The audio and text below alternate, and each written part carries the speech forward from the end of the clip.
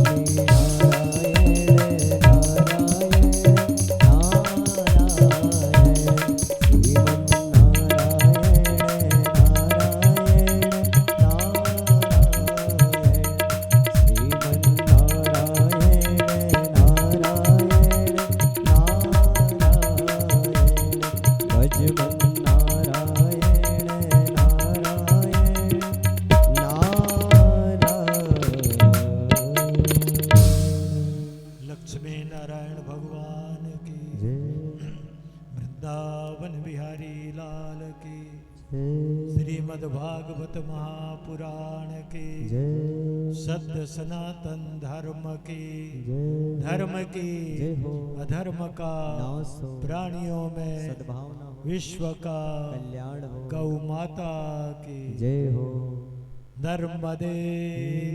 हर हर महादेव। भाई हम नर्मदा जी के तट से आए हैं तो हम तो नर्मदे हर ही करेंगे। देखो यहाँ दो प्रकार की गंगा है। एक है भागीरथी गंगा, एक है कथा ज्ञान गंगा। भागवत की कथा को ज्ञान गंगा कहा जाता है। तो एक ज्ञान गंगा है और एक भागीरथी गंगा। दोनों के प्रकार उद्देश्य एक है। वैवी भव सागर के प्राणियों को भागीरथी गंगा तारती है और ज्ञान गंगा भी भव सागर के प्राणियों को तारने का कार्य करती है। एक कथा का आगमन पितरों के मोक्ष के लिए हुआ था, भागीरथी गंगा का। सागर के 60,000 पुत्र कपिल मुनि की दृष्टि से जलकर भस्म हो गए थे। उनके सगर राजा जो थे उनके 2 पत्नियां थी। एक के 60,000 पुत्र उत्पन्न हुए थे, एक के 1 पुत्र उत्पन्न हुआ था। असमंजस विरक्त रहा करते थे। उनके पुत्र अंशमान हुए। हमारे पूर्वजों का जो 60,000 पूर्वज थे उनका उद्धार कैसे हो। कपिल मुनि से निवेदन किया। कपिल मुनि ने कहा यदि गंगा जी आ जाएं तो तुम्हारे पितरों का उद्धार हो जाएगा। अभिप्राय है जब तक हम अपने पूर्वजों को भवसागर पार नहीं कराते तब तक हम मोक्ष के अधिकारी नहीं बनते।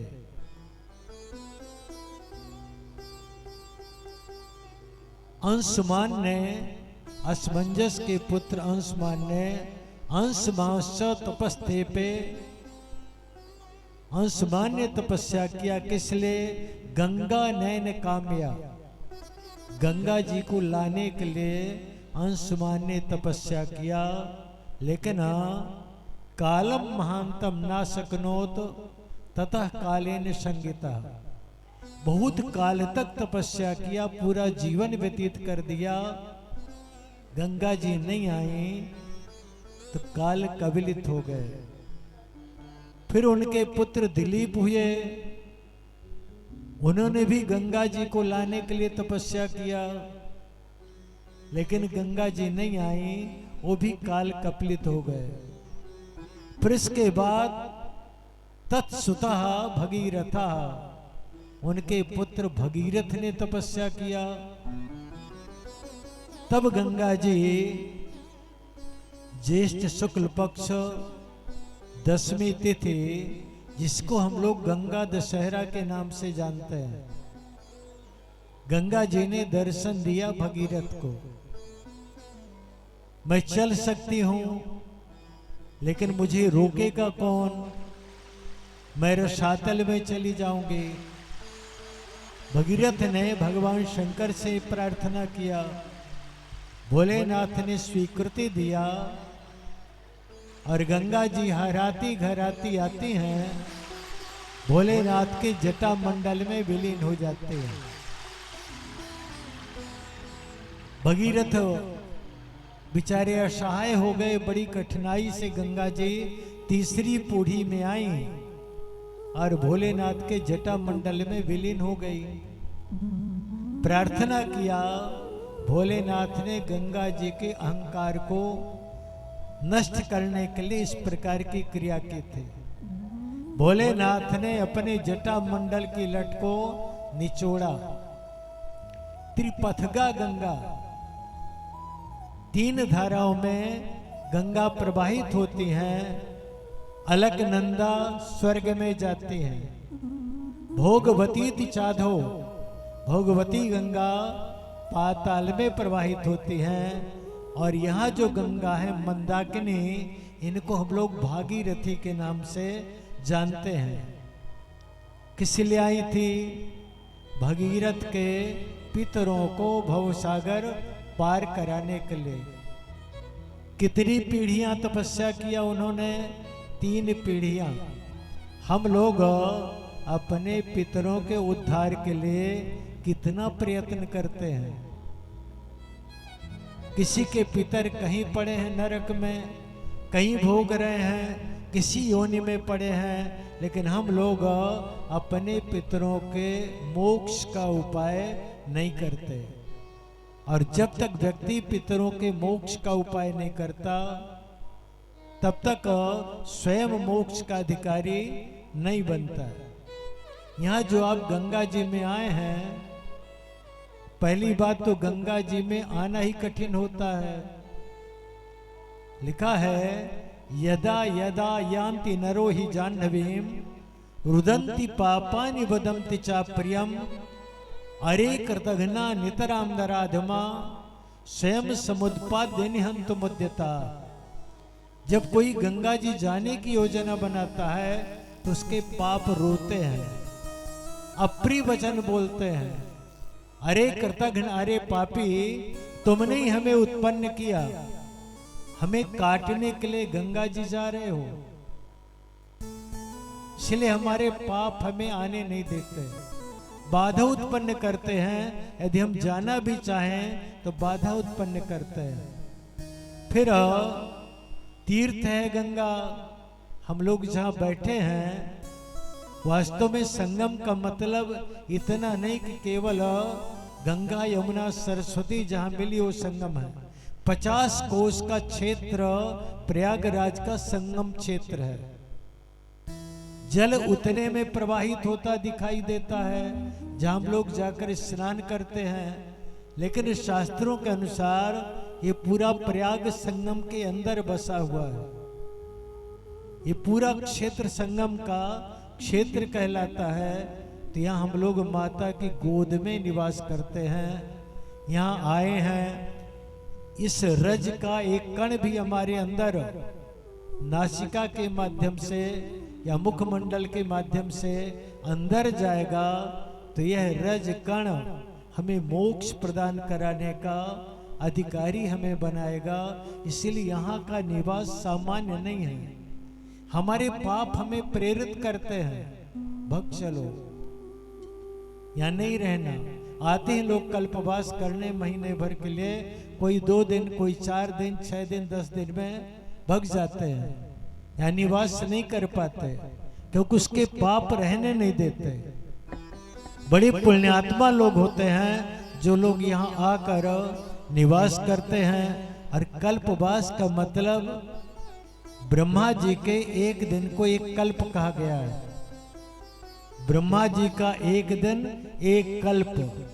यदि व्यक्ति एक कल्प तक अर्थात 1 महीने कल्पवास करता है तो ब्रह्मा जी के लोक में अर्थात स्वर्ग में एक कल्प, यानी ब्रह्मा जी के एक दिन तक स्वर्ग में निवास करने का वो पात्र बनता है। इसलिए स्वर्ग आदि की प्राप्ति का अधिकार एक कल्पवास में प्रदान करता है। कल्पवास का सामान्य पुण्य नहीं है, सामान्य फल नहीं है। इसलिए यहाँ आप लोग यहाँ बैठकर फिर गंगा स्नान और ज्ञान गंगा का आनंद प्राप्त करना, रसास्वादन करना, दोनों चीजों का अलग अलग महत्व है। एक शरीर को शुद्ध करती है, दूसरी अंतःकरण को शुद्ध करती है। अंतर बही ही, अंदर और बाहर दोनों की शुद्धि होती है इस क्षेत्र में आने पर। श्रीमद् भागवत में पहले महात्मा का वर्णन किया गया है। महात्मा मंगलाचरण में कहा है, सच्चिदानंद रूपाय विश्वोत्पत्त्यादि हेतवे तापत्रय विनाशाय श्री कृष्णाय वयम नुमः। यहाँ का श्री कृष्णाय वयम नुमः। हम सब भगवान श्री कृष्ण को प्रणाम करें। क्यों करें? कोई व्यक्ति कहता है बच्चों को जबरदस्ती माताएं पकड़कर गुरु जी के चरणों में धकेल देती हैं, सिर रखकर प्रणाम करो। बच्चा नहीं जानता क्यों करे। हम लोग भी इस विषय में बच्चे हैं। जो जिस विषय को ना जाने उस विषय में वह व्यक्ति बच्चा ही कहा जाता है। लिखा है तापत्रय विनाशाय। हम भगवान श्री कृष्ण को प्रणाम क्यों करें? तो लिखा तापत्रय विनाशाय। हमारे जीवन में 3 प्रकार के ताप हैं। प्रत्येक मनुष्य शरीर में 3 प्रकार के दुख होते हैं। प्रकार 3 होते, अनंत दुख है, लेकिन उनका यदि विभाजन करें 3 ही श्रेणियां हैं। कौन कौन है? आध्यात्मिक, आदि भौतिक, आदि दैविक। पहला दुख है आध्यात्मिक दुख। आध्यात्मिक दुख क्या है? आत्मानम अधिकृत्य जायमानम दुखम आध्यात्मिकम। आत्मा का, परमात्मा का आत्मा के माध्यम से चिंतन न होना। आत्मा है हमारे शरीर में ईश्वर अंश, जीव अविनाशी, चेतन अमल, सहज सुख राशि। हम क्या है? ईश्वर के अंश। सामान्य जीव नहीं है, अविनाशी हैं। जिस प्रकार ईश्वर का विनाश नहीं होता उसी प्रकार जीव का विनाश नहीं होता। अविनाशी परमात्मा को हम इस शरीर में लेकर भ्रमण करते हैं, लेकिन अविनाशी परमात्मा का चिंतन हम नहीं करते। वृक्ष की डाली वृक्ष से अलग कर दो, कब तक हरी भरी रहेगी? कुछ दिनों तक, बाद में विकार आने लगते हैं, सूखना प्रारंभ हो जाता है, अनेक दोष उसमें आ जाते हैं।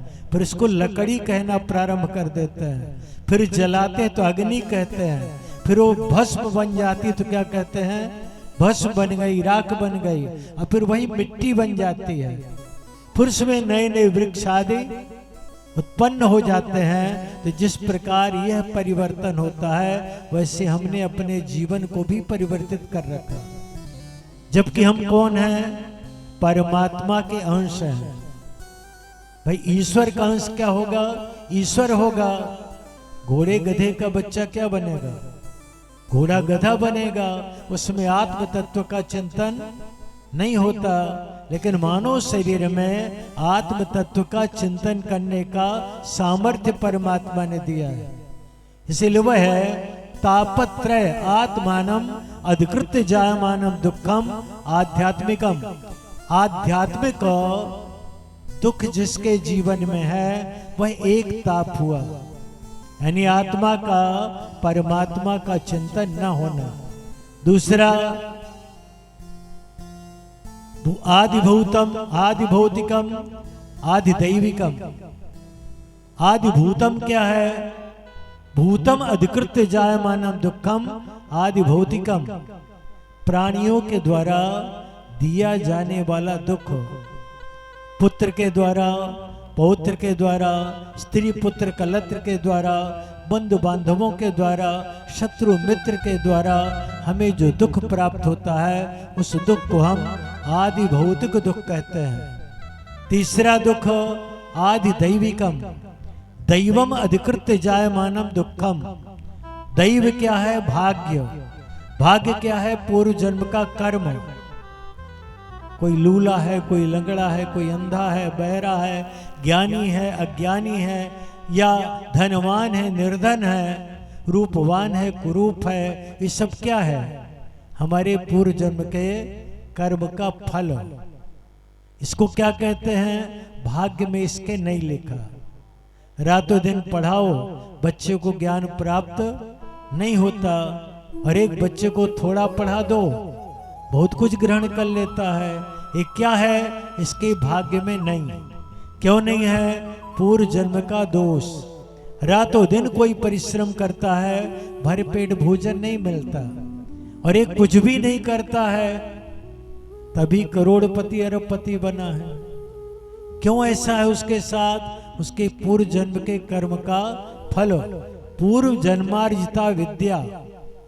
व्यक्ति को पूर्व जन्म की अर्जित विद्या प्राप्त होती है। पूर्व जन्मार्जितम धनम, पूर्व जन्म का अर्जित धन अगले जन्म में प्राप्त होता है। नहीं तो अगला व्यक्ति धनवान के यहाँ क्यों पैदा हो गया और एक व्यक्ति दरिद्र के घर में क्यों पैदा हो गया? वो जन्म लेते ही अरबपति बन गया और जन्म लेते ही दरिद्र जीवन भर कांटे में घिसटेगा, फिर भी भरपेट भोजन नहीं मिलेगा। तो क्या है? पूर्व जन्मार्जितम धनम।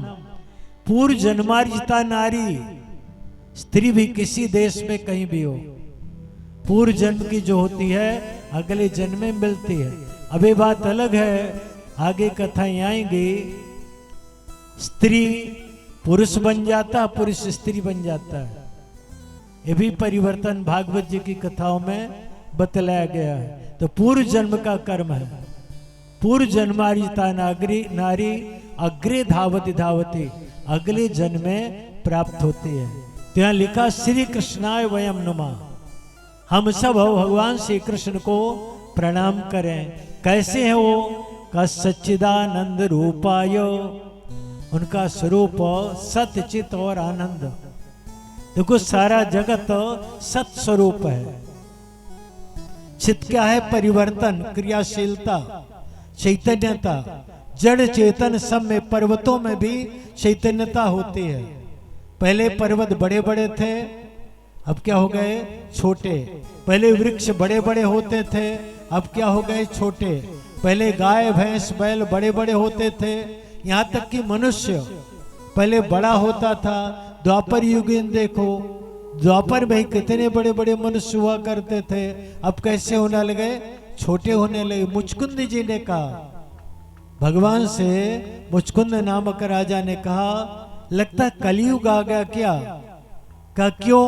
का हमारे समय में ये पर्वत वृक्ष मनुष्य पशु पक्षी सभी बड़े बड़े थे, अभी छोटे छोटे दिखाई दे रहे। भगवान ने कहा द्वापर का अंत है, कलयुग आने वाला है। इसलिए यह सच्चिदानंद, चित माने परिवर्तन, आनंद स्वरूप। भगवान कैसा है? नित्य आनंद स्वरूप है। हम लोग भी कहते हैं बड़ा आनंद आया, क्योंकि हम आनंद जानते नहीं, केवल इतना जानते आनंद शब्द है कोई, हमें प्रसन्नता हो गई तो हमने कहा आनंद आया।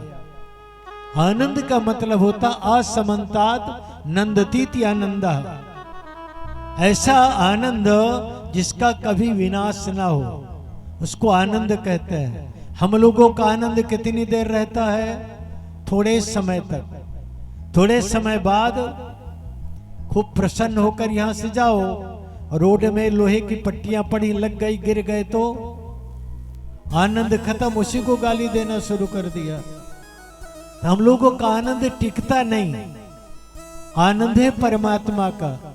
जब सृष्टि का सृजन करते हैं तब भी आनंद में रहते हैं, सृष्टि का विकास करते हैं तब भी आनंद में रहते हैं, और जब द्वारिका इत्यादि का विनाश करते हैं तब भी आनंद में रहते हैं, उनको उसमें भी आनंद आता है। इसलिए भगवान को सच्चिदानंद कहा गया है। सतचित आनंद परमात्मा है। करते क्या है? का विश्वोत्पत्त्यादि हेतवे, सृष्टि की उत्पत्ति इत्यादि के कारण है। सृष्टि करना, पालन करना, संहार करना।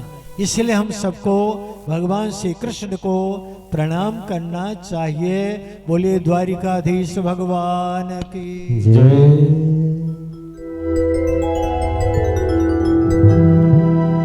और किस धुन में तू बैठा बाबरे, किस धुन में तू बैठा बाबरे, किस्मत में मस्ताना है।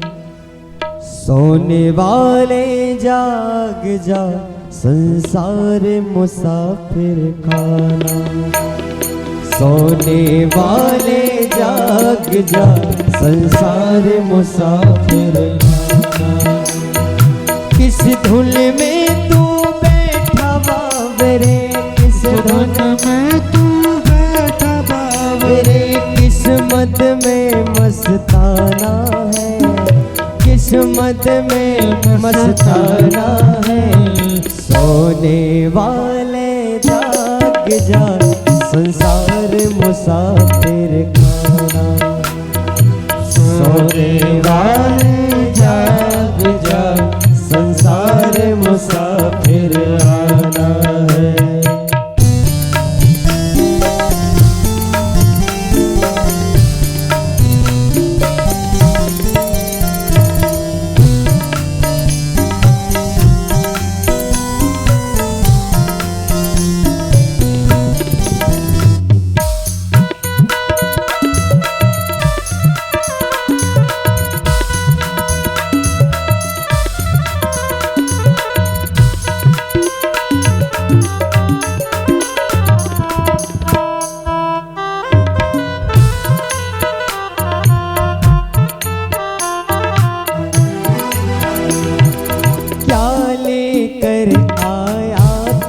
जग में फिर क्या लेकर जाएगा, क्या लेकर आया था जग में फिर क्या लेकर जाएगा, क्या लेकर आया था जग में फिर क्या लेकर जाएगा, क्या लेकर आया था जग में क्या लेकर आएगा।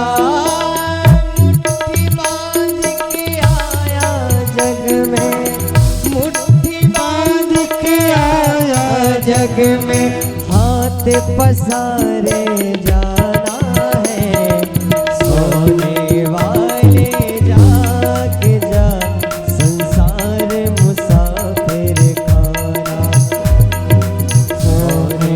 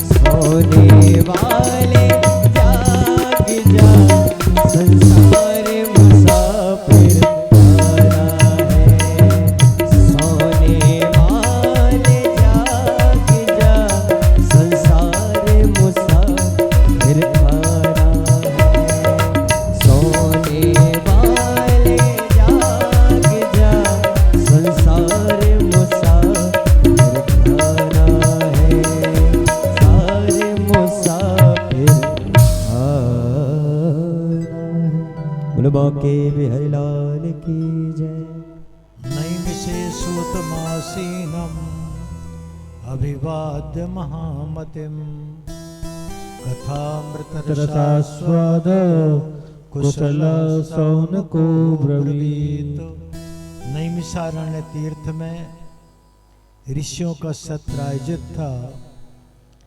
देखो यहाँ हमारे भारतवर्ष में नैमिषारण्य तीर्थ इस प्रकार का तीर्थ है जहाँ पर कलयुग का प्रवेश नहीं है, धरती का स्वर्ग है नैमिषारण्य।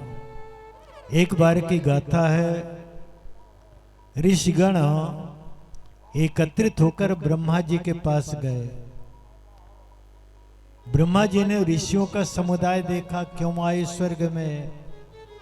ऋषियों ने कहा ब्रह्मा जी हम लोग मृत्यु लोक में नहीं रहेंगे, हम स्वर्ग के अधिकारी हैं, स्वर्ग में रहेंगे। क्योंकि मृत्यु लोक में कलयुग का प्रवेश होगा, कलयुग के जितने दोष हैं सब हमें पीड़ित करेंगे, इसलिए हम मृत्यु लोक में निवास नहीं करेंगे। ब्रह्मा जी को लगा यदि ऋषिगण मृत्यु लोक में नहीं रहेंगे तो मृत्यु लोक के प्राणियों को स्वर्गमार्ग में कौन प्रवृत्त कराएगा। मृत्यु लोक में अनाचार, दुराचार, पापाचार, भ्रष्टाचार फैल जाएगा। चिंतित होकर ब्रह्मा जी ने भगवान नारायण का ध्यान किया। नारायण ने एक चक्र प्रदान किया ब्रह्मा जी को। उस चक्र को नारायण का ध्यान करके ब्रह्मा जी ने मृत्यु लोक में फेंका। नेमि सीरते यत्र तत् क्षेत्रम नैमिषम विदुः। जहाँ चक्र की पंखुड़ियां क्षीण हुई, विदीर्ण हुई, उस क्षेत्र को नैमिषारण्य नाम से जाना गया।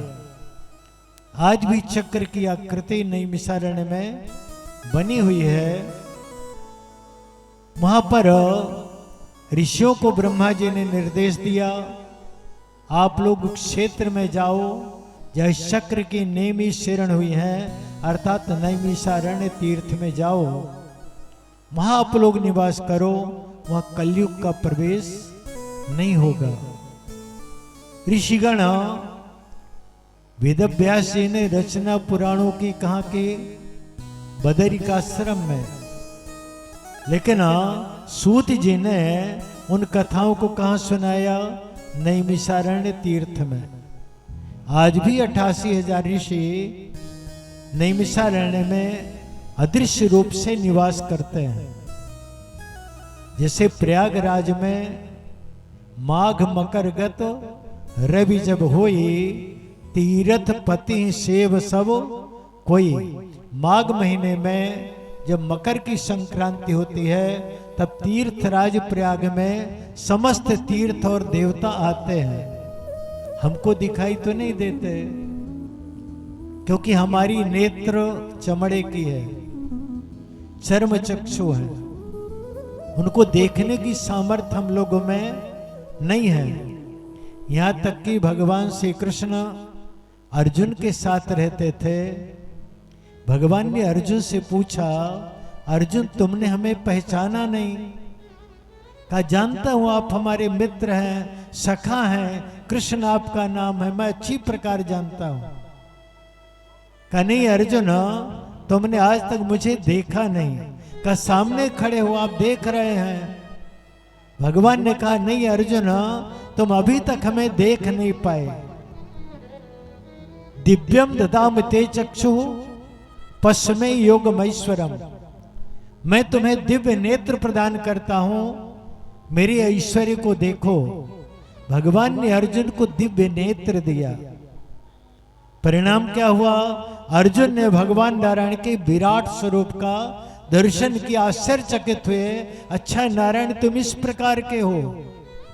मैं तो समझ रहा था हे कृष्ण, हे यादव, हे सखेती, कृष्ण हो, यादव हो, मेरे सखा हो, लेकिन आज मैंने देखा कि आप साक्षात त्रिलोकीनाथ हैं। सारा सृष्टि का स्वरूप नारायण आप में ही विराजमान है। हम लोगों के सामने नारायण आते हैं, देवता आते हैं, तीर्थराज प्रयाग तीर्थराज है, देवता यहाँ निरंतर रहते हैं, लेकिन हम लोगों में सामर्थ्य नहीं देखने की। लेकिन जब गंगा जी में स्नान करते हैं, संगम में स्नान करते हैं, तो उनके किए गए स्नान का जो जल है, उनका चरणामृत हमारे शरीर में लगता है। तो उनके शरीर, उनके द्वारा किया गया स्नान, उनका चरणामृत जब हमारे शरीर को स्पर्श करता, वह चरणामृत का जब हम गंगोदक पान करते हैं, तो उसका परिणाम ये होता है अनंत जन्मों के पुण्य हमारे फलित होते हैं और पाप नष्ट होते हैं। इसलिए भगवान नारायण का चरणामृत जो कोई व्यक्ति पीता है, तो लिखा है कि हमारे जन्म जन्मांतर के पाप और साथ ही नरक नहीं मिलता, उस व्यक्ति को मोक्ष मिलता है। इसीलिए लोग गंगा जी में स्नान करने आते हैं। यहाँ नैमिषारण्य तीर्थ में ऋषिगण निवास करते। एक बार की गाथा है, स्वनकादि ऋषि अपना सत्कर्म दैनिक कृत्य करके सूत जी महाराज के पास गए।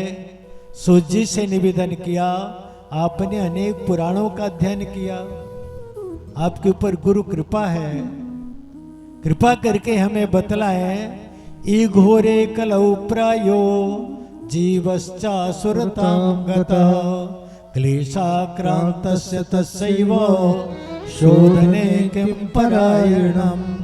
ई घोर कलयुग में जीव आसुरी भावापन्न है।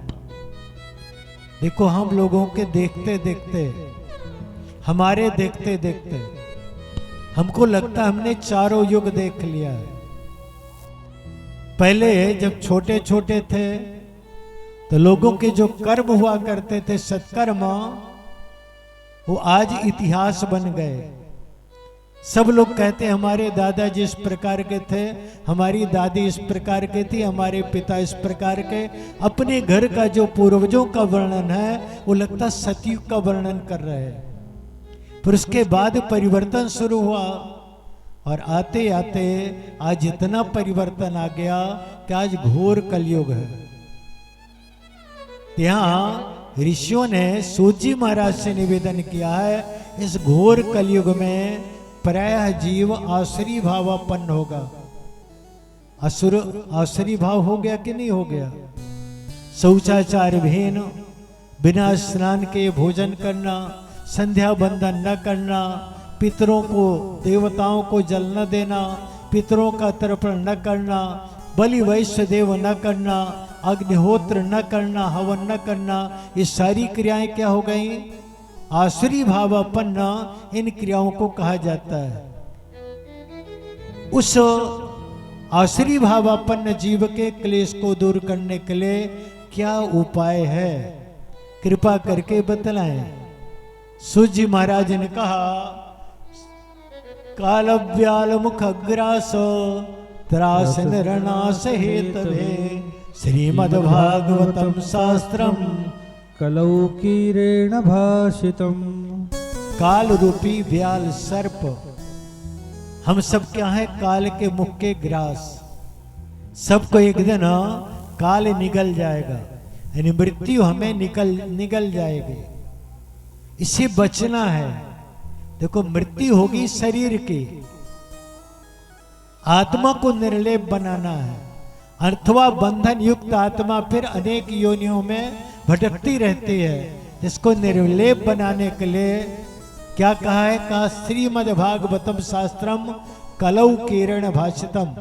कलयुग के प्राणियों के लिए श्री सुखदेव जी महाराज जी ने क्या बतला? श्रीमद्भागवत शास्त्र का वर्णन किया है।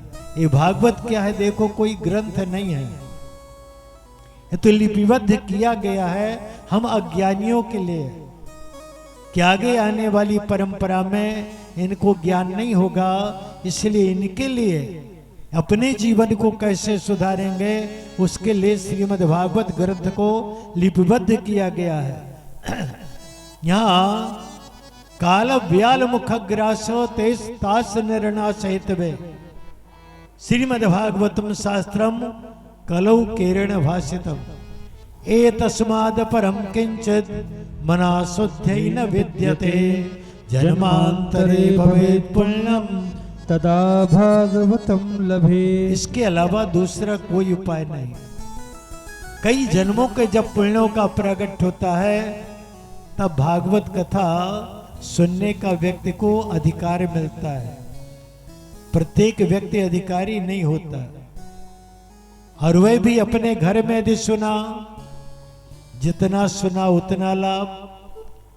जलाशय में, गौशाले में 10 गुना, जलाशय में उसका 10 गुना, नदी में उसका 10 गुना, तीर्थ में अनंत गुना, और प्रयागराज जैसे तीर्थ में, गंगा माता के गर्भ में, गंगा की गोद में यदि आप भागवत कथा सुनते हैं तो अनंत अनंत गुना फल हो जाता है। उसकी कोई गिनती नहीं की जा सकती। का जन्म जन्मांतर के पुण्यों का उदय जब होता है, जब परीक्षित कथा सुन रहे थे, श्री सुखदेव जी महाराज जब कथा सुना रहे थे तब देवता गण अमृत कलश लेकर आए। अपने शिष्य को अमृत पिला दो, अमर हो जाएगा, भागवत जी हमें दे दो। ब्रह्मा जी ने नहीं दिया, ये देवताओं ने नहीं दिया। ब्रह्मा जी ने यह दृश्य देखकर सोचा आखिर भागवत में ऐसा क्या है। सत्यलोके तुलाम बधवा, सत्यलोक में तराजू रखा, एक तरफ जितने सत्कर्म है सब रखा, एक तरफ भागवत जी को रखा। फिर भी भागवत जी का पलड़ा भारी रहा। ब्रह्मा जी ने मैं निरे भगवत रूपम मान लिया, ये भागवत सामान्य ग्रंथ नहीं है, भगवान नारायण का अपना स्वरूप है। इसलिए भागवत को सामान्य अर्थों में नहीं मानना चाहिए। जब भगवान नारायण धराधाम त्याग कर जा रहे थे गोलोक धाम, उस समय उद्धव जी महाराज चरण पकड़कर बैठ गए। नारायण स्वधाम नय माम अपि, मुझे भी आप अपने धाम लेकर चलिए। भगवान नारायण का उद्धव, प्रत्येक व्यक्ति की आयु सुनिश्चित है, हमारी आयु पूर्ण हो गई, तुम्हारी अभी शेष है, तुम अपने कर्म का फल भोग कर आओगे। कहा नारायण आपके बिना मैं रह नहीं सकता। तो भगवान नारायण ने स्वकीयम यद भवे तेजा तच्च भागवते दधात, अपना जो तेज था श्रीमद् भागवत में स्थापित कर दिया। कहीं मेरा स्वरूप है, भागवत जी का दर्शन करोगे, परिक्रमा करोगे, पूजन करोगे तो मेरे स्वरूप के पूजन का, दर्शन का फल तुम्हें प्राप्त होगा। उद्धव जी महाराज ने परिक्रमा किया, मैं निरे भगवत रूपम मान लिया। भागवत जी सामान्य ग्रंथ नहीं, ये भगवान नारायण का अपना स्वरूप है। इसलिए भागवत सामान्य ग्रंथ नहीं है, भागवत को ग्रंथ के रूप में वृंदावन में कई संत ऐसे हैं जो भागवत जी का नित्य पूजन करते हैं और भागवत जी की परिक्रमा करते हैं। उदाहरण बतलाया है, एक समय की गाथा है, नारद जी महाराज बद्रिक आश्रम में सनकादि ऋषियों को मिलते हैं, परस्पर प्रणाम किया। नारद जी दुखी थे। उस समय सनकादिकों ने पूछा, कथम ब्रह्मन् दीन मुखा कुतश्चिंतातुरो भवान, त्वरितं गम्यते कुत्र कुतश्चागमनं तव। ऐ नारद जी आप दुखी क्यों हैं? आपका आगमन कहां से हो रहा है और शीघ्रता से जा कहां रहे हैं? ऐसा लगता है जैसे किसी व्यक्ति का धन चोरी हो गया। मान लो प्रयागराज में आए, धन पूरा चला गया, एटीएम भी गया, तो कोई परिचय नहीं, तो फिर क्या होगा उसका? बड़ा दुखी होगा। संतों का धन और हम लोगों के धनों में अंतर है।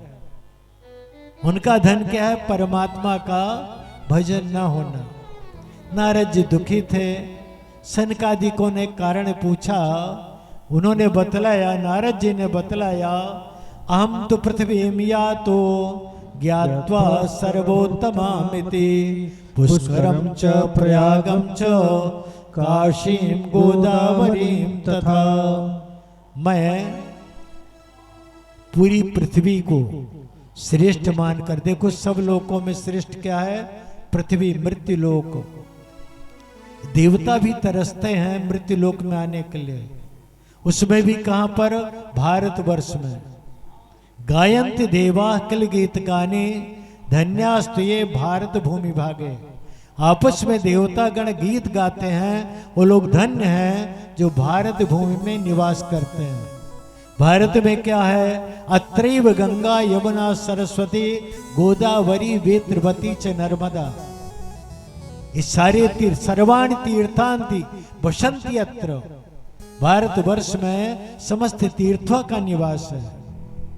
फिर नारद जी कहते हैं, मैं गया, तीर्थों में गया, लेकिन पुष्करम च प्रयागम च काशीम गोदावरीम तथा हरिक्षेत्रम कुरुक्षेत्रम श्रीरंगम सेतु बंधनम।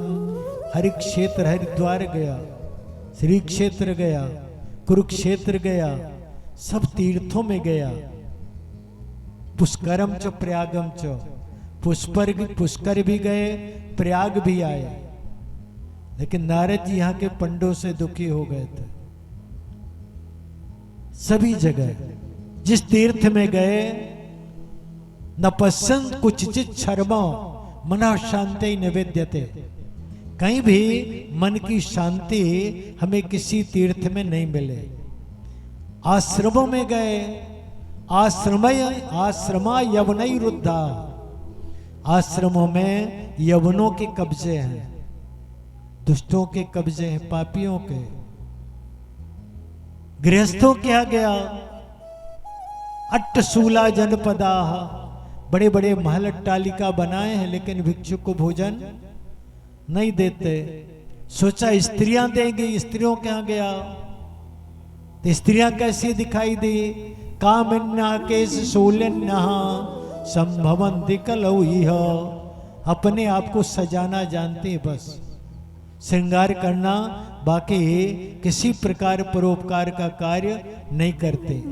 का दुखित नारद कहते, मैं दुखित होकर वृंदावन में गया। वृंदावन में यमुना जी में स्नान किया, आगे बढ़ा तो आगे देखा एक स्त्री बैठी थी, दो वृद्ध लेटे हुए थे, कई स्त्रियां उसकी सेवा में लगे हुए थे। जैसे ही मैं आगे बढ़ा तो ऐसे ही वो स्त्री आवाज लगाई, भो भो साधो क्षणम तिष्ठ मच्चिंतामपि नाशय दर्शनम तव लोकस्य सर्वथा घहरम परम। नारद जी रुको, आपका दर्शन संसार के प्राणियों के पापों को नष्ट करता है, हमारी भी पीड़ा को आप दूर करते जाएं। नारद जी रुके, ऐ देवी आप कौन हैं? उस स्त्री ने अपना परिचय बतलाया, अहम भक्तिर्तिख्याता इमौ में तनयौ मतौ ज्ञान वैराग्य नामानो काल योगेन जर्जरो। मेरा नाम भक्ति। ये दोनों बूढ़े पड़े हैं, ये मेरे पुत्र हैं। नारद जी आपने ऐसा नहीं देखा होगा, माता युवावस्था की, पुत्र बूढ़े का। मेरा जन्म दक्षिण भारत में हुआ। भक्ति का जन्म दक्षिण भारत में क्यों होता है? आज भी वहां त्रिकाल संध्या करते हैं, वेद की रक्षा होती है, संध्या गायत्री होती है। दक्षिण भारत में जाओ तो घरों में बंधन बाल लगा है, प्रातः काल गाय के गोबर से दरवाजा लिपती हैं, कलश बगल में दरवाजे के रखती हैं, और स्नान आदि करके घर के लोग नित्य देव पूजन करते हैं, अग्निहोत्र करते हैं। इसलिए वहां भक्ति माता का जन्म होता है। वृद्धिम कर्नाटके गता, यज्ञ की रक्षा, चारों वेदों की रक्षा कर्नाटक में है। और आगे बढ़े तो महाराष्ट्र में व्यापार और गुजरात में गई,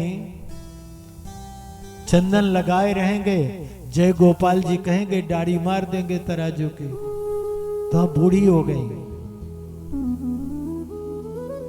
वृंदावन संयोगात नवीन स्वरूपणे, जब वृंदावन में आई फिर से युवावस्था हो गई, लेकिन ज्ञान और वैराग्य अभी भी बूढ़े पड़े हैं। देखो वृंदावन में ज्ञान बूढ़ा हो जाता है। उद्धव जी गए थे ना गोपिकाओं के पास, तो गोपिकाएं क्या है? भक्ति की मूर्ति, और उद्धव जी ज्ञान की मूर्ति। जब गए अपना ज्ञान का वर्णन करने, तो भक्ति जीत गई, भक्ति की विजय होती है और ज्ञान पराजित हो जाता है। भक्तिर ज्ञानाय कल्पते, ज्ञान का अभिप्राय है भक्ति का परिपाक हो। आपको कितना भी ज्ञान हो, और यदि उस ज्ञान का विलय, भाई जलेबी बना लो, चाशनी में मत डालो, तो क्या होगी? कोई प्रशंसा करेगा जलेबी अच्छी बनी है, कहे उसी को जलेबी रहा जो टेढ़ी बेड़ी बनी है, लेकिन शिरा में न डाला तो परिपाक। उसी प्रकार आपको ज्ञान है, लेकिन ज्ञान का परिपाक यदि भक्ति में नहीं हुआ तो यह ज्ञान आपका व्यर्थ है। यहां ज्ञान होना बहुत अच्छी बात है, लेकिन भक्ति का प्राकट्य हो। वैराग्य होना बहुत अच्छी बात है, लेकिन वैराग्य का प्रकार छोड़कर भग देना नहीं होता। वैराग का मतलब होता विगता रागा विरागा, अर्थात किसी प्रकार राग, राग तो रहेगा ही, वैराग्य में भी राग रहेगा। किससे रहेगा? परमात्मा से रहेगा।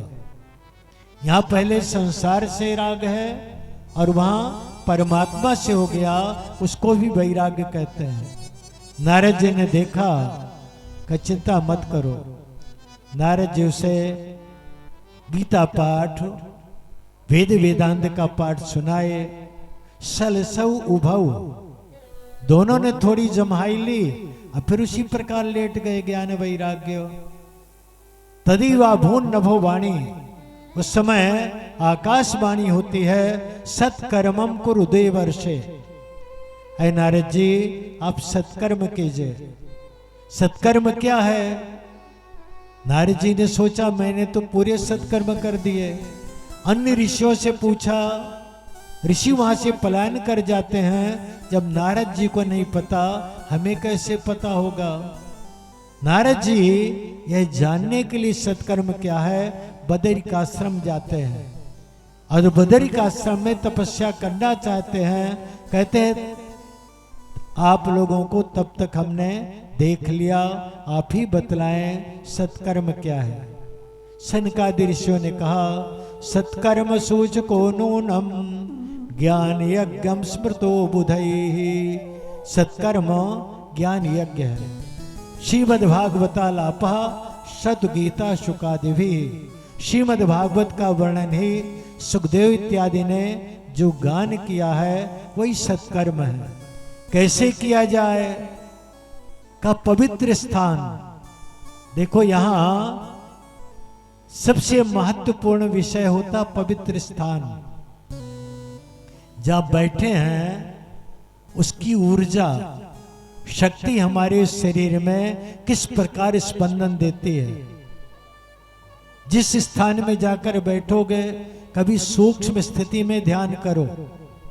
जब सूक्ष्म स्थिति में व्यक्ति ध्यान में बैठता है, तो जो पृथ्वी की तरंगे हैं, हमारे शरीर में भी पृथ्वी है कि नहीं है? ये जो शरीर दिखाई दे रहा है, ये क्या है? पृथ्वी है, अलग से नहीं जोड़ा गया। अन्न से क्या बनता है? रस, रस से रक्त, रक्त से मांस, मांस से मज्जा, मज्जा से मैदा, मैदा से अस्थि बनती है। तो रस किस चीज का था? जो अन्न हमने खाया जो फल हमने खाया, जो दूध हमने पिया, उससे पहले रस बनता है, फिर रक्त बनता है, मांस बनता है, मैदा बनता है, अस्थि बनती है। तो ये सब क्या, शरीर हमारा पूरा पृथ्वी तत्व है। जल हम पीते हैं, जल तत्व हो गया। वायु रिक्त स्थान में हमारे वायु प्रवाहित होती रहती है श्वास प्रश्वास के माध्यम से। आकाश रिक्त स्थान शरीर का आकाश है।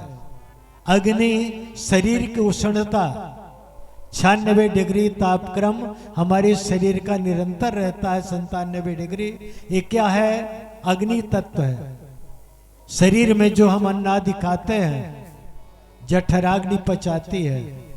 हम वैश्वानरो भूत्वा प्राणी नाम देह मास्थिता प्राणापान समायुक्ता पचाम्यन्नम चतुर्विधम।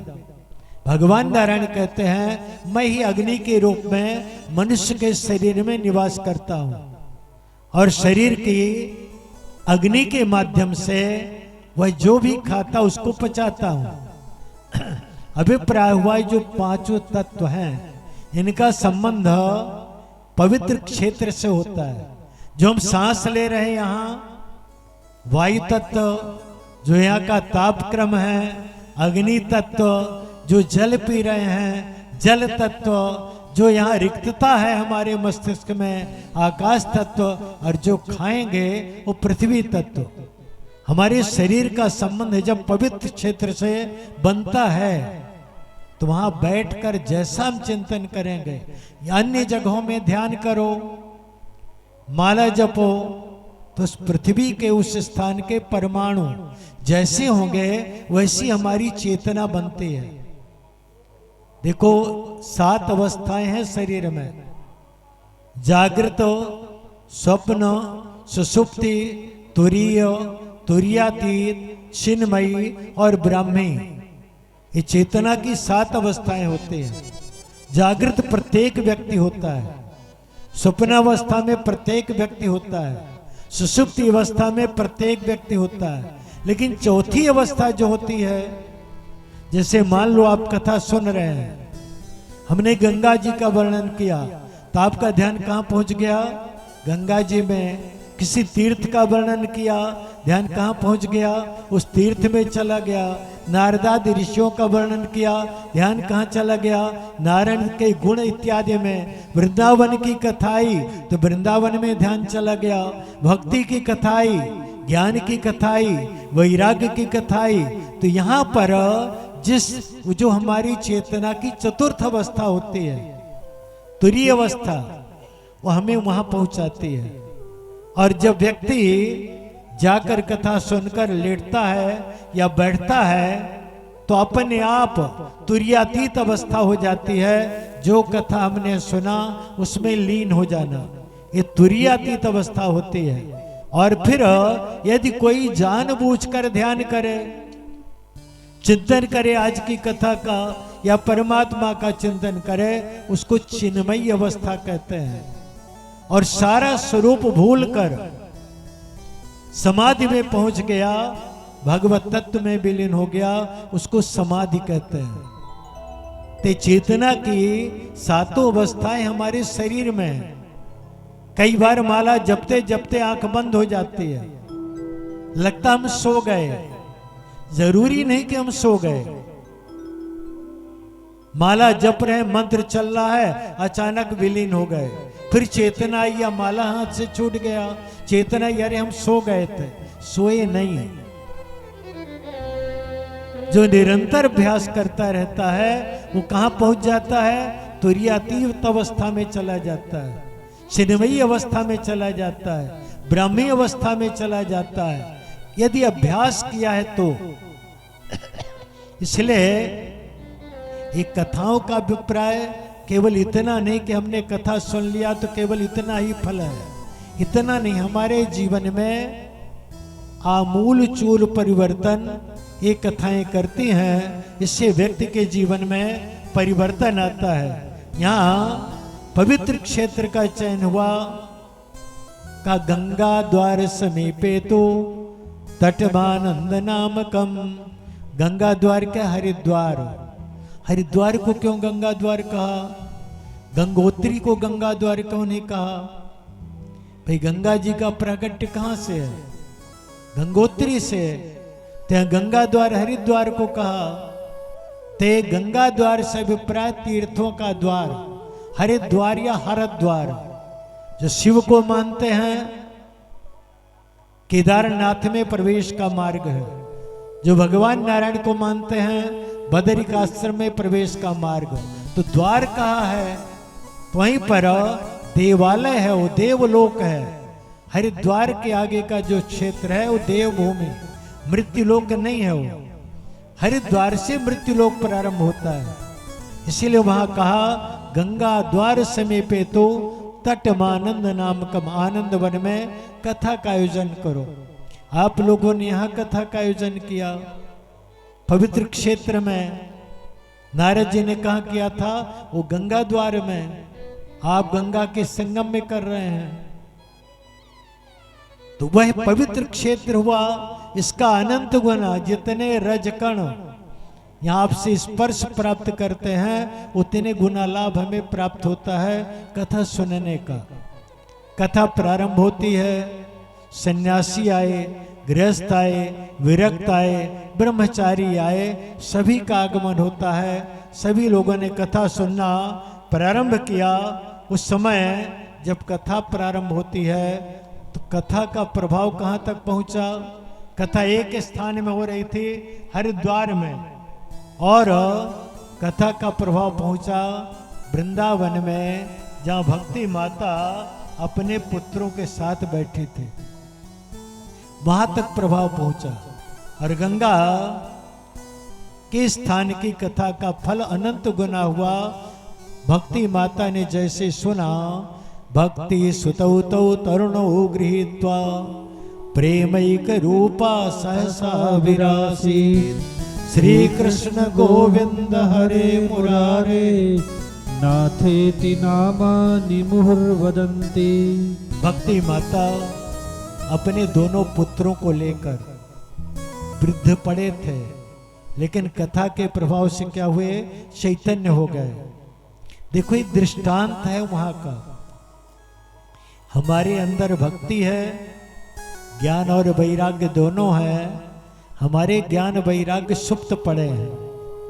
भक्ति ने इतना काम किया, प्रयागराज तक ले आया। अब हमारे अंदर क्या है? ज्ञान वैराग्य दोनों सुप्त पड़े हैं, तो उनको चैतन्य करना है।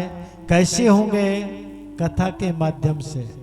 कथा के माध्यम से जब हमारे अंदर के ज्ञान वैराग्य चैतन्य होंगे तो भक्ति माता अपने आप प्रकट होकर हमारे अंदर इतनी मात्रा में ज्ञान वैराग्य के, क्योंकि ज्ञान वैराग्य सूक्ष्म नहीं है कि थोड़ा सा इसमें थोड़ा सा उसमें।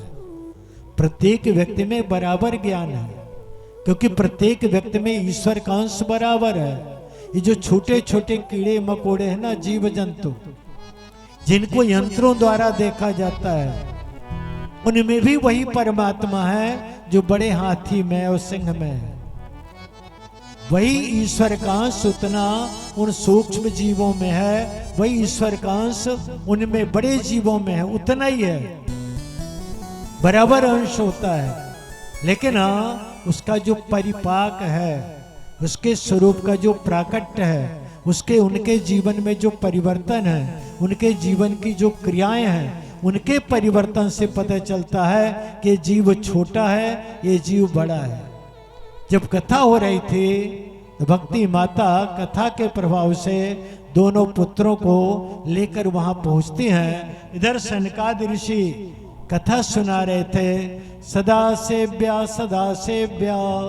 श्रीमद्भागवती कथा, यस्या श्रवण मात्रेण हरिश्चित्तम समाश्रयेत्। इस कथा का निरंतर सेवन करना चाहिए। जिस कथा के श्रवण करने मात्र से भगवान नारायण व्यक्ति के हृदय में प्रकट हो जाते हैं। कई कथा सामान्य नहीं है। कोटि जन्म समुत्थेन पुण्य नैव तु लभ्यते। करोड़ों जन्मों के पुण्यों का जब प्रागट्य होता है तब यह कथा सुनने का व्यक्ति अधिकारी होता है। कुमारों ने कहा, ये मानवा पाप कृतास्तु सर्वदा, सदा दुराचार रता कुमार गगा, क्रोधाग्नि दग्धा कुटिलाश्च कामिना, सप्ताह यज्ञेन कलौ पुनन्ति ते। जिन मनुष्यों ने जीवन पर्यंत पाप किया है, हमेशा दुराचार किया है, कुमारगामी थे, यदि उन्होंने भी सप्ताह यज्ञ किया है तो पवित्र हो जाते हैं। क्रोधाग्नि दग्धा कुटिलाश्च कामिना, क्रोधी हैं, कुटिल हैं, कामी हैं, किसी भी प्रकार का, यहां तक कि पंचोगर पापास छल छद्म कारणा, 5 पाप महापाप होते हैं और पाप पाप है, 5 पाप महापाप है। कौन कौन से महापाप हैं? ब्रह्मग्नश्चैव गोघनश्च स्वर्णस्ते च मद्यपः तत्संसर्गे पंचमश्च युग्र पापा प्रकीर्तिताः।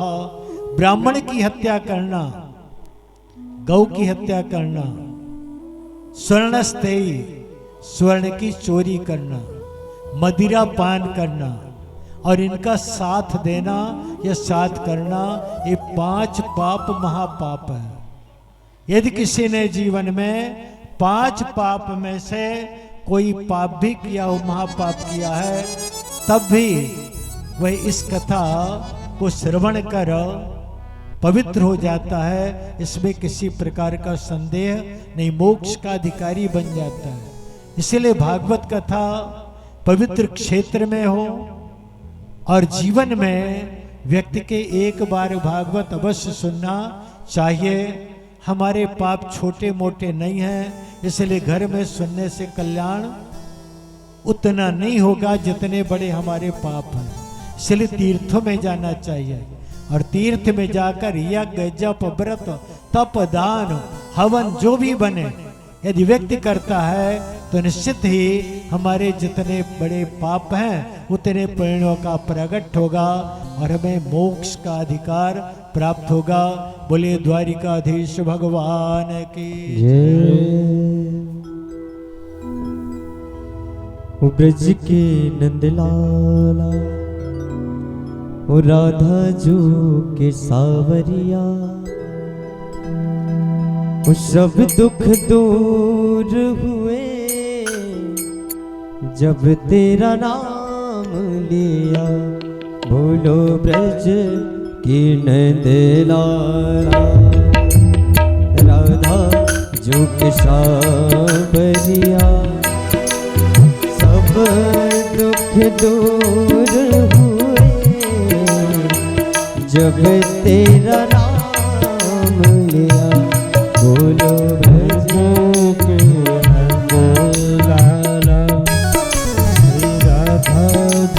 राधा जो के सावरिया, सब दुख दूर हुए जब तेरा नाम लिया। बोलो ब्रज के नंदलाला राधा जो के सावरिया, सब दुख दूर हुए जब तेरा नाम लिया। ब्रज के नंदलाला श्री राधा जो के सावरिया, सब दुख दूर हुए जब तेरा नाम लिया।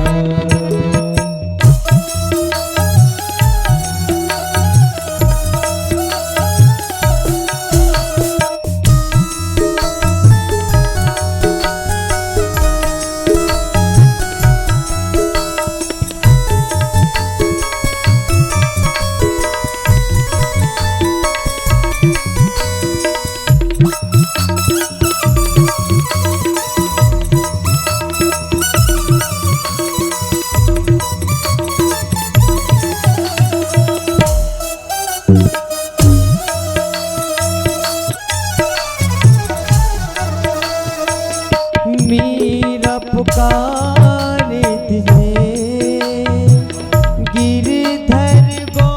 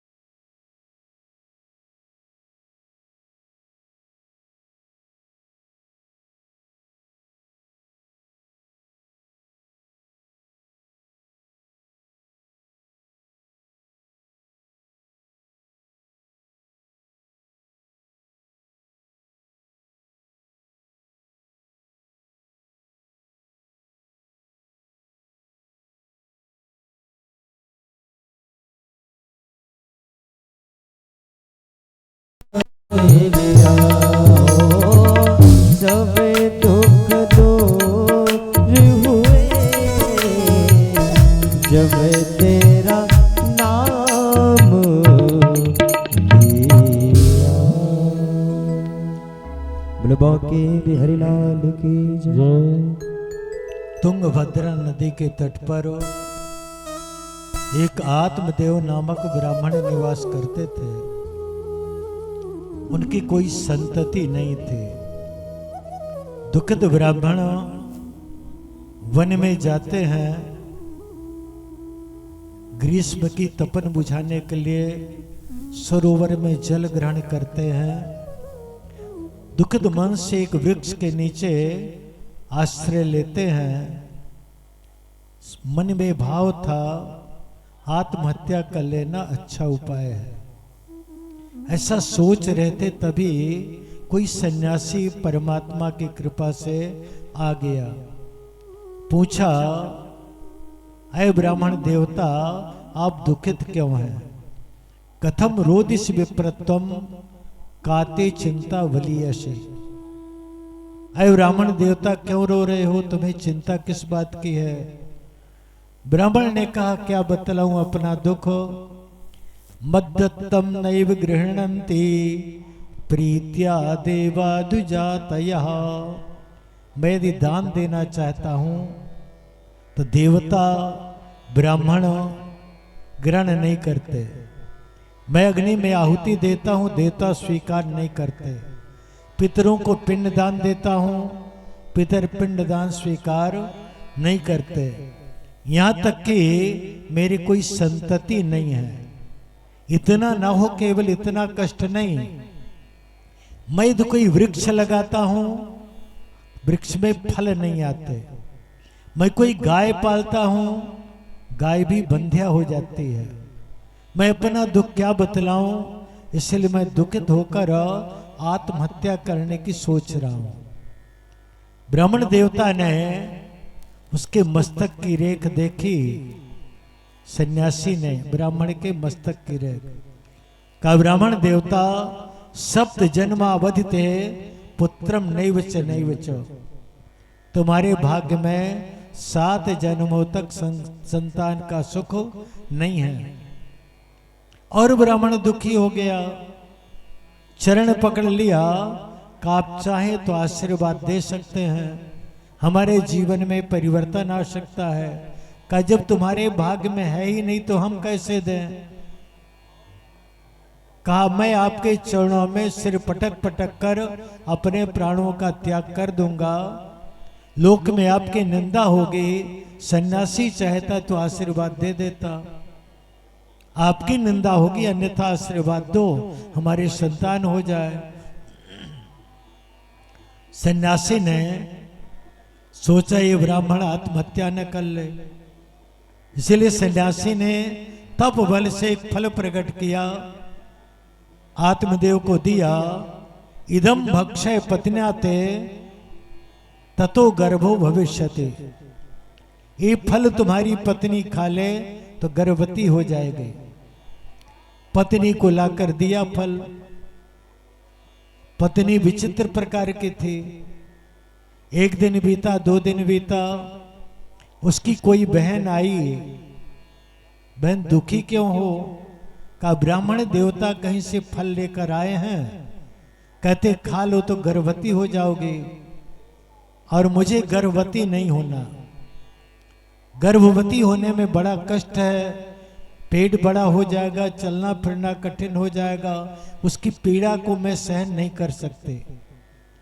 बहन ने कहा, चिंता मत करो, हमारे कई संतानें हैं, अभी मैं गर्भवती हुई हूं, जो मेरे बच्चा पैदा होगा मैं तुम्हें दे दूंगी, तुम गर्भवती होने का नाटक करो। फिर फल का क्या करें? परीक्षण के लिए फल गाय को खिला दो। व्यवस्था बन गई। समय आने पर जब उसके पुत्र पैदा हुआ तो चुपचाप लाकर बहन को दे दी। गर्भवती होने का नाटक कर रही थी। इधर जैसे ही संतति प्राप्त हुई, पूरे नगर में उत्सव आनंद मनाया गया।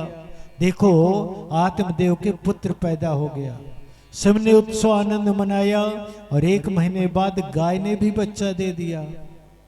उस बच्चे के कान गाय की तरह थे, पूरा शरीर मनुष्य की आकृति का देखो आत्मदेव का भाग्य देखो, का इसकी संतति नहीं हो रही थी, अब तो गाय भी बच्चा दे रही है। उस गाय के बच्चे का नाम गोकर्ण रखा गया और जो खरीदा हुआ बच्चा था उसका नाम धुंधकारी रखा। गोकर्ण पंडितो ज्ञानी धुंधकारी महाखलः। गोकर्ण का अर्थ होता है गोसु, कर्णो यशसा गोकर्णा। गो माने होता है इंद्रियां, जो अपनी इंद्रियों से सावधान रहे, जिसके कान निरंतर इंद्रियों में लगे रहे, इंद्रियों के नियंत्रण में लगे रहे, उसको गोकर्ण कहते हैं। गोकर्ण जी तीर्थ यात्रा में चले गए पिताजी को उपदेश देकर, और उधर जब तीर्थ यात्रा से लौट कर आए तो घर में आए अपने, कभी हाथी का रूप, कहीं भेड़े का रूप, कभी भैंसे का रूप, बकरे का रूप, अनेक रूप दिखाई देने लगे। गोकर्ण जी पूछा तुम कौन हो? बोल नहीं पा रहा था। गोकर्ण जी ने अपने कमंडल का जल लेकर छींटा मारा तो बोलने की सामर्थ्य आई। अहं भ्राता तुदीयोऽस्मि धुंधकारीति नामतः सुखिये नैव दोषेण ब्रह्मत्वं नाशितं मया। मैं तुम्हारा भाई धुंधकारी, अपने कर्म के कारण मैंने ब्राह्मणत्व को नष्ट कर लिया। कभी या मैंने तुम्हारे लिए अनेक यत्न किए थे, फिर तुम इस प्रकार अपना मुक्ति क्यों नहीं मिली? मुझे पता चला था तुम्हारी मृत्यु हो गई तो मैंने गया जी में तुम्हारे निमित्त श्राद्ध किया था। भैया मैं सामान्य पापी नहीं हूं। देखो गयासुर नाम का एक दैत्य था, तपस्या किया, ब्रह्मा जी वरदान देने के लिए आए, क्या चाहते हो? कहा ब्रह्मा तुम हमें क्या वरदान दोगे? तुमको हमें कुछ चाहिए तो ले लो, मांग लो। तो उस समय ब्रह्मा ने सोचा ये बड़ा तपस्वी है, इससे मांग लिया जाए। तो ब्रह्मा जी ने कहा अपना शरीर यज्ञ के लिए दे दो। गयासुर प्रसन्न, का बहुत अच्छा विशाल शरीर था। ब्रह्मा जी ने यज्ञशाला बनाई गयासुर के शरीर में और हृदय में हवन कुंड बनाया। 100 वर्षों तक यज्ञ चला और तेज उसका बढ़ता गया, मृत्यु नहीं हो रही थी। ब्रह्मा जी घबराए, अब यदि उठेगा सारी सृष्टि में इसी का शासन हो जाएगा, मुझ ब्रह्मा की पता नहीं क्या गति होगी। दुखित होकर ब्रह्मा जी ने नारायण का स्तवन किया। उसके हृदय से हवन कुंड से भगवान नारायण त्रिलोक का भार लेकर प्रकट होते हैं। उससे उसके प्राण निकले गयासुर के, दिव्य स्वरूप प्रकट हुआ। भगवान नारायण ने कहा क्या चाहते हो? कहा नारायण मृत्यु तो हो गई, आपका भार मैं सहन नहीं कर पाया, किंतु आपसे निवेदन है मेरे हृदय में जो कोई आकर पिंडदान अपने पितरों के निमित्त करे तो उसको मुक्ति देना। पिंडदान की व्यवस्था तब से प्रारंभ हुई है। कोई भी व्यक्ति यदि गया जी में जाकर पितरों के निमित्त पिंडदान करता है तो वह मोक्ष का अधिकारी बनता है। लेकिन धुंधकारी कहता है मुझ जैसे पापी के लिए 1-2 बार नहीं, सैकड़ों बार गया श्राद्ध करो तो भी मैं मुक्त होने वाला नहीं। कहा कोई बात नहीं, मैं प्रातः काल तुम्हारी मुक्ति का उपाय सोचूंगा। प्रातः काल सूर्य नारायण इष्ट थे गोकर्ण जी के, सूर्योपस्थान किया, सूर्य नारायण की गति रुकी। पुत्र क्या चाहते हो? कहा हमारे भाई के मोक्ष का उपाय। उन्होंने बतलाया, कहा श्रीमद् भागवत कथा श्रवण कराओ। व्यवस्था बनी, श्रीमद् भागवत कथा सुनाई जब प्रारंभ हुई तब उस समय धुंधकारी वायु के रूप में आया, 7 गांठ की वास में प्रवेश करता है। एक एक दिन में एक एक गांठ, 7वें दिन 7वीं गांठ खुली। नारायण के पार्षद आए उसे लेने के लिए। गोकर्ण जी ने पूछा, यहाँ बहु श्रोता आ रहा, यहाँ बहुत से श्रोता हैं, फिर एक के लिए ही विमान क्यों आया? तो उन्होंने बतलाया, कथा तो सबने सुना लेकिन न तथा मननम कृतम, कथा को अपने जीवन में धारण नहीं किया। एक व्यापारी था, कहीं कथा हुआ करती थी, 12 वर्षों तक कथा सुनने के लिए गया व्यापारी। एक दिन कहीं बाहर जाना था, पंडित जी से पूछा, महाराज मैंने 12 वर्षों तक कथा में नागा नहीं किया, नित्य कथा सुनी है आपकी, मुझे एक दिन के लिए बाहर जाना है, कथा में विघ्न ना हो उसका उपाय बतलाइए। तो आचार्य जी ने कहा, अपने पुत्रों को भेज दो, आत्मा वही जायते पुत्र, पुत्र आत्मा स्वरूप होता है, वो आएगा कथा सुनेगा तो किसी प्रकार व्यवधान नहीं माना जाएगा। उसने कहा, महाराज आप ऐसी कथा सुनाते हो सुनने वाला विरक्त हो जाए, मेरा बेटा कहीं विरक्त हो गया तो फिर मेरा व्यापार कौन देखेगा? कहा, तुम 12 वर्षों से कथा सुन रहे हो, तुम विरक्त नहीं हुए तो एक दिन में तुम्हारा बेटा कैसे विरक्त हो जाएगा? कहा, महाराज मैं व्यापार करके दिन भर थक जाता हूं, आत्मा हूं, यहाँ कथा सुनने आता हूं, उस खंभे में टिक कर बैठ जाता हूं। महाराज जब आपकी कथा होती है तो बड़ी अच्छी नींद आती है, तो मैं खंभे में टिक कर सोता हूं। जब आरती की घंटी बजती है तो उठकर प्रसाद लेता हूं, चला जाता हूं। तो इस प्रकार कथा से मुक्ति नहीं मिलती। यहां उन्होंने कहा, ये सुनते थे कथा लेकिन फट्टा झटकार कर चले जाते थे। धुंधकारी ने कथा सुनी, उसके लिए विमान आया। अन्य श्रोताओं ने कहा, नहीं गोकर्ण जी एक बार पुनः कथा कीजिए, हम लोग उसी प्रकार कथा सुनेंगे जैसे धुंधकारी ने सुनी। और परिणाम में हुआ कि जब श्रावणे मास गोकर्ण कथा मोचे तथा पुनः, श्रावण महीने में गोकर्ण जी ने फिर से कथा सुनाई और परिणाम हुआ सबके लिए विमान आया। और गोकर्ण जी के लिए स्वयं भगवान नारायण आते हैं, हृदय से लगाते हैं, कहते हैं, बेटा तुम धन्य हो, आत्म कल्याण करने वाले बहुत से जीव हैं, योग जप तप ध्यान करके मुक्ति प्राप्त किए, लेकिन तुमने इतने लोगों को भवसागर एक साथ पार करा दिया। धन्य भागवती वार्ता, यह भागवत की कथा धन्य है जो मोक्ष प्रदायिनी, जीवों को मोक्ष प्रदान करती है। इस प्रकार की सामान्य कथा नहीं, 7 दिन की कथा का आयोजन का विस्तार है। श्रोता को चाहिए असत्य न बोले, अक्रोधना सत्यवादी, क्रोध न करे, सत्य बोले और शौचाचार का पालन करे।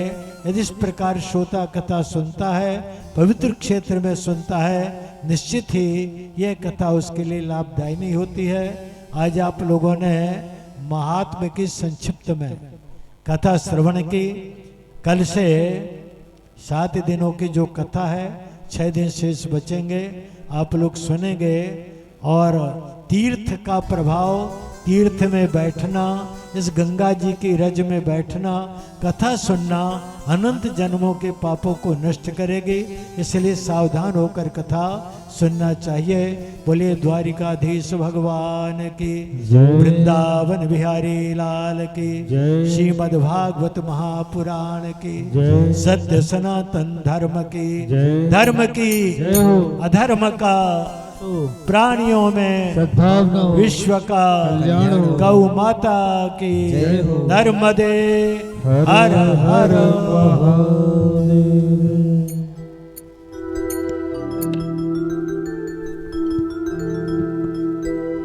जय सिया राम, जय जय सिया राम, जय सिया राम, जय जय सिया राम। जय सिया राम जय सिया राम, जय सिया राम। जय सिया राम जय सिया राम। जय सिया राम जय सिया राम।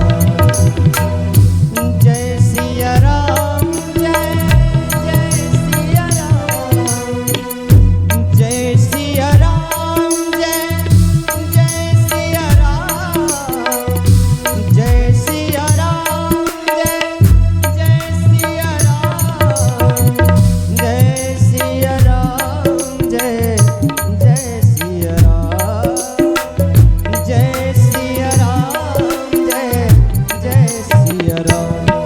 जय सिया राम जय सिया राम। जय सिया राम जय सिया राम।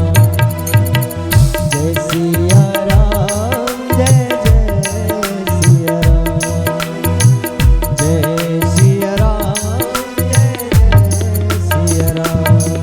जय सिया राम जय सिया राम। जय सिया राम। जय सिया राम। आज की कथा का विराम होगा, आरती होगी। कल प्रातः काल 8 बजे से 10 बजे तक 9 से 10 पूजन यज्ञशाला में सभी यजमान आकर पूजन करेंगे और 10 बजे से 1 बजे तक देवी भागवत की, देखो शक्ति और शक्तिवान दोनों की कथा होगी। यहाँ भगवती की भी कथा आप सुनेंगे और नारायण की भी कथा सुनेंगे। तो प्रातः काल 9 से 10 बजे तक पूजन होगा। 10 बजे से 1 बजे तक श्रीमद् देवी भागवत की कथा हमारे ब्रजेश शास्त्री जी जो दिल्ली से आए हैं सुनाएंगे आपको। और इसके बाद 1 बजे से 2 बजे तक विश्राम, फिर 2 बजे से फिर जितने बजे तक भी आप लोग भागवत जी की कथा सुनेंगे। देवी भागवत में संक्षिप्त किया जा सकता है क्योंकि शक्ति में बीज बिंदु होता है, बीज होता है ना शक्ति का। तो एक बिंदु मात्र भी कह दिया तो शक्ति की पूरी कथा हो जाती है।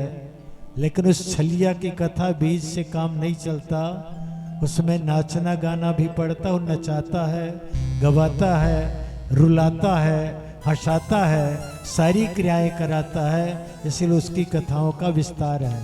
तो आप लोग 2 बजे से फिर जितने बजे तक भी कथा होगी। तीर्थ में किस लिए आए हैं? बहुत से लोग गर्भवास करने के लिए यहाँ आए हैं, बहुत से लोग आनंद लेने आए, तीर्थ यात्रा करने आए हैं। यहाँ यदि कथा मिल जाए तो और अधिक व्यक्ति कहता है ना सोने में सुहागा, तो सोने में सुहागा का लाभ मिलेगा। तो आप लोग लाभ प्राप्त कीजिए। बोलिए द्वारिकाधीश भगवान की जय। ओम ह्रीं रत्नेश्वर्यै नमः, ज्वालामालिन्यै नमः, सर्वोपचारार्थ जलगंधाक्षत पुष्पाणि समर्पयामि। आरार्ति पार्थिव गुंरजः पितुरप्राइधामभिः दिवः सदाग्ंसि बृहते द्वितिष्ठा स आत्वेकं वर्तते तमः। अलग अलग करें सब लोग, पहले आप लोग कर लीजिए, फिर आप लोग, फिर आप लोग, ऐसा करें। बोल भागवत महापुराण की जय। श्रीमद् भागवत भगवान की है आरती, पापियों को पाप से है तारती। श्री भागवत भगवान की है आरती, पापियों को पाप से है तारती। अमर ग्रंथि मुक्ति पंथी, पंचम वेद निराला, नव ज्योति जगाने वाला। मुक्ति पंथी पंचम वेद निराला, नव ज्योति जगाने वाला। हरि नाम यही हरि ध्यान यही, हरि नाम यही हरि